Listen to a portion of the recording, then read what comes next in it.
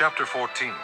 At this time Amraphel, king of Shinar, Arioch, king of Ellasar, Kedorlaomer, king of Elam, and Tidal, king of Golim, went to war against Bera, king of Sodom, Birsha, king of Gomorrah, Shinab, king of Admah, Shemaber, king of Zeboim, and the king of Bela, that is Zoar. All these latter kings joined forces in the Valley of Siddim, the Salt Sea. For 12 years they had been subject to Kedorlaomer, but in the 13th year they rebelled. In the 14th year, Kedorlaomer and the kings allied with him went out and defeated the Rephaites in Ashteroth Karnaim, the Zuzites in Ham, the Emites in Shaveh Kiriathaim, and the Horites in the hill country of Seir, as far as El Paran near the desert. Then they turned back and went to En-Mishpat, that is Kadesh, and they conquered the whole territory of the Amalekites, as well as the Amorites who were living in Hazazon Tamar. Then the king of Sodom, the king of Gomorrah, the king of Admah, the king of Zeboim, and the king of Bela, that is Zoar, marched out and drew up their battle lines in the Valley of Siddim against Kedorlaomer, king of Elam, Tidal, king of Golim, Amraphel, king of Shinar, and Arioch, king of Ellasar, 4 kings against 5.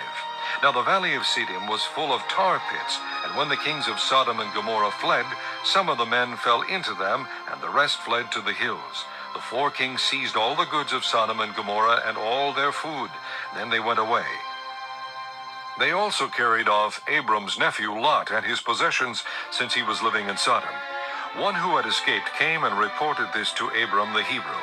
Now Abram was living near the great trees of Mamre, the Amorite, a brother of Eshcol, and Aner, all of whom were allied with Abram.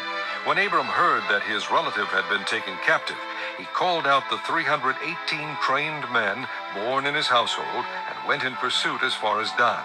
During the night, Abram divided his men to attack them, and he routed them, pursuing them as far as Hobah, north of Damascus. He recovered all the goods and brought back his relative Lot and his possessions, together with the women and the other people.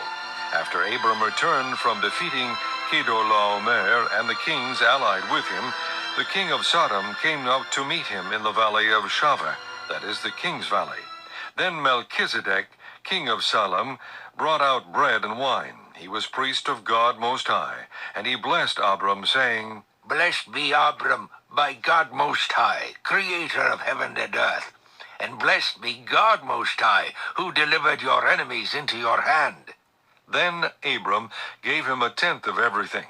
The king of Sodom said to Abram, Give me the people and keep the goods for yourself. But Abram said to the king of Sodom, I have raised my hand to the Lord, God Most High, creator of heaven and earth, and have taken an oath that I will accept nothing belonging to you, not even a thread or the thong of a sandal, so that you will never be able to say, I made Abram rich.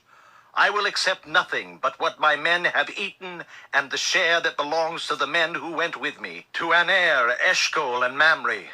Let them have their share.